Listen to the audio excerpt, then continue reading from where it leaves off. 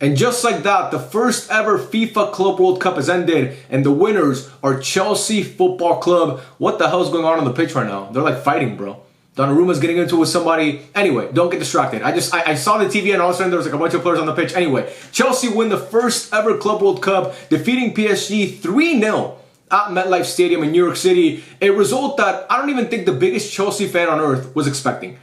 Maybe some Chelsea fans out there thought they could win. Obviously, you should always believe in your club. But I don't think they thought they were going to win 3-0 and thoroughly dominate this PSG side. Their fans are going crazy, but that is beautiful. Chelsea packed out the stadium in New York City, man. That is absolutely beautiful. But anyway, like, PSG have been the best team in Europe since December. They were cruising in this tournament, beating everybody they came up against. Except Botafogo, obviously. But they were beating everybody they came up against.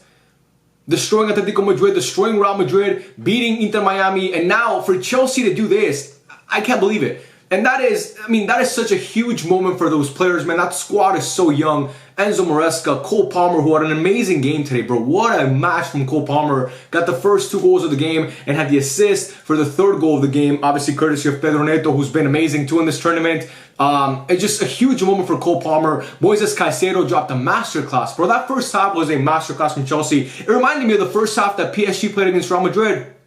On Wednesday, I think it was that game. Yeah, on Wednesday, where it just looked like there was one team on the pitch. And the scoreline, funny enough, was the same as halftime between PSG and Real Madrid. It was 3-0 to Chelsea. This game was wrapped up in the first half because Chelsea came out the gate swinging. They were forcing Donnarumma to make saves early. They were pressing so well, man. I don't think I've ever seen that PSG midfield so overwhelmed. They were so overwhelmed today, man. Like, the way that Enzo Fernandez was playing, and Reece James is a midfielder too, and, you know, Caicedo, who's been so good, man. He's been, I mean, everybody thought this guy was a flop when he first got to Chelsea. He's been one of the best midfielders in the world since the second half of last season, his first season at the club. This season, the whole time, he's been amazing. I mean, this young squad, man, for Chelsea, I kind of want to talk about the bigger picture for Chelsea more so than just this game, because this game, like, it was won in the first half, and like I said, Chelsea just thoroughly dominated. I mean, Robert Sanchez had a great game too, a guy who's been heavily scrutinized by Chelsea fans who they don't think he's the best goalkeeper. He made a huge save on Ousmane Dembélé in that second half, where I was just like, because PSG actually started out playing better in the second half. I actually thought maybe PSG can start up a comeback, maybe they can get an early goal and then get it going, because we know that PSG, when they have, like, with the amount of offensive firepower that they have, at any moment they can flip a game. But Chelsea just didn't allow it. And I think for this Chelsea team, who 2 seasons ago or 3 seasons ago were in no man's land with Graham Potter, and then Mauricio Pochettino takes over and they look like shit too, and they're signing all these players, Modric and Joao Felix.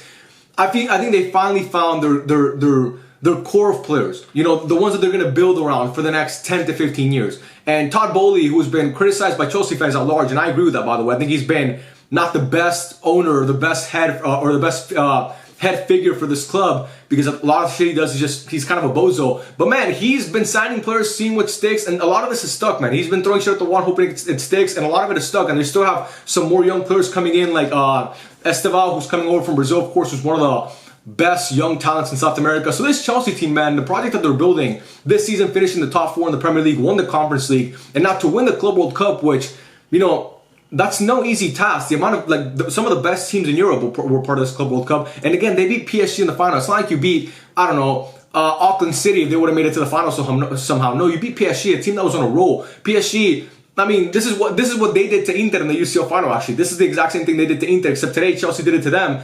And I'm not going to say just as big a stage, because the UCL is a different level, but in a really, really big stage. So congrats to Enzo Maresca, congrats to Chelsea. I've been a big believer in Enzo Maresca. I made a bold statement a couple months ago that I thought he was the best manager in London. I didn't think it was Arteta, I thought it was Enzo Maresca. And I think, look, man, when you look at the season that Chelsea have had, like, you got to be happy with it. And the players are developing, and Cole Palmer looks like a generational talent. I mean, he is a generational talent, but every time you need him most, he comes up big. Joao Pedro today, like I said, had a great game. Pedro Neto played well today as well. Everybody, I mean, the whole squad. And again, shout out to Robert Sanchez. For PSG, you know what happens? You're not going to be dominant every single game. Obviously, the septuple is that what it is? Because, yeah, the septuple, because it'll be 7 trophies. That's not in question anymore. That's not a possibility anymore, so they're not going to win that. So obviously, you got to be disappointed if you're a PSG fan, but you're coming off such a great season. Your players look tired. Nuno Mendes, to me, didn't have his best tournament overall. I think he was good in some games and a little bit shaky in others today. He wasn't great. All those Chelsea goals came down that right-hand side. So, you know, you could say he has maybe some fault for that, but anyway, my point is, I don't think he had his best tournament overall, but I think that's also because he's fatigued. I mean, he's obviously tired, and it doesn't help that you're playing all these games back to back to back. This guy had to go from a UCL final to a Nations League and play 2 games there, 2 high-intensity games, and now to a Club World Cup. It's normal. But yeah, man, all their players that were showing up just didn't really show up today. Their midfield was completely outrun and outworked by Chelsea's, because this PSG team, one thing that they do so well is that they win their duels. They get to the second ball faster than you. They play with more effort than you. And that's really the identity that Luis Enrique has instilled in this team. And today, Chelsea were doing that so much better than PSG. So it was kind of surreal for me to watch. Like, because I didn't, again, I was kind of, maybe I was the idiot here. Yeah, probably. I penciled in PSG to win this final. I was like, oh, coming off that win against Real Madrid, they've been dominating everybody. There's no way Chelsea beat them. But Chelsea proved everybody wrong. The Lab came off the bench and had a couple chances too where Donnarumma made huge saves on. But yeah, man, this just shows you how quickly things can change in football if you really stick to a project. And we saw that Chelsea, you know, they're sticking to this project now. They brought in a new coach and a guy who, you know, they believe in, and they're surrounding him with good talent, and he's finding his best lineups. And look what they did today. A 3-0 win in a Club World Cup final. Their first, like, they won it for the first ever Club World Cup winners. Now Chelsea they've won the Europa League, they've won the UCL, they've won the Conference League, they've won the Club World Cup. Comfortable in saying that's the first club ever to do that, Chelsea, because obviously the Club World Cup has only been around for 1 year and they won it. So yeah, man, an insane moment for Chelsea Football Club. I'm sure their fans are super happy because, like I said, it's been so long, man. It's been a lot of times, I'm sure, in the last couple of years. If you're a Chelsea fan, you've been like, where are we going? What direction are we taking with this football club? And it seems like, you know, they're in the right track now, because that is a huge trophy to win. And yeah, man, I cannot believe it that I'm sitting here talking about Chelsea winning the World Cup. I also want to say this, just a little, not a rant here at the end, but just, I understand, and this is not about the game, by the way, so you can click off if you want. This is more about like the whole ceremony and the presentation. I understand if you want to sing the national anthem because you're playing the final in the States. I get it. You know, you want to sing it, say, can you see, even though it's an English team against a French team, it's in U.S. soil, Trump is in the house, you want to show off to him and you want to play the national anthem, that's cool. All the other theatrics of this shit, man, it's not for football. And I'm not trying to be this grumpy old guy who yells at the clouds. This works way more for American sports because American sports are much more of an event. This is just football, man. Like, Michael Buffer doing the Let's Get Ready to Rumble, like if he's commentating a Tyson Fury-Deontay Wilder fight. Am I the only one who thought that was super unnecessary? Like, the whole individual walkouts that they've had this whole tournament, like they're an NBA team. That's not football, man. That's just like American. It's like Americans get they brought over the sport here to America and they want to Americanize it so bad. They want to turn it into a whole spectacle. They want to have individual walkouts. They want to do the national anthem. They want to have Michael Buffer on the call. They want to have these extravagant halftime shows where people are singing. Like, the World Cup has always had an opening show, so I get that. Like, even the normal World Cup has always had an opening show, so it's fine if they want to do it. But again, it just seems like too over the top to me. I don't understand what the obsession is with doing all this stuff. I don't know. To me, it's just weird. But yeah, man, congrats to Chelsea. They're interviewing Cole Palmer right now. As for the Ballon d'Or, I don't really think this changes much. I still think that Dembélé is the front runner for it and he'll win it because it's one game. Obviously, Dembélé didn't have his best game today. He had a chance, which he missed. Again, Robert Sanchez made a huge save, but, you know, it's fine. And I don't think it's going to change anything. I think Dembélé is still going to be the winner of the award. But yeah, man, you got to just give credit to Chelsea. Caicedo, like I said, has been amazing. Enzo Fernandez went off injured, but I thought he was pressing really well. Wasn't his best game on the ball, in my opinion, but pressing, he was amazing. Their back line,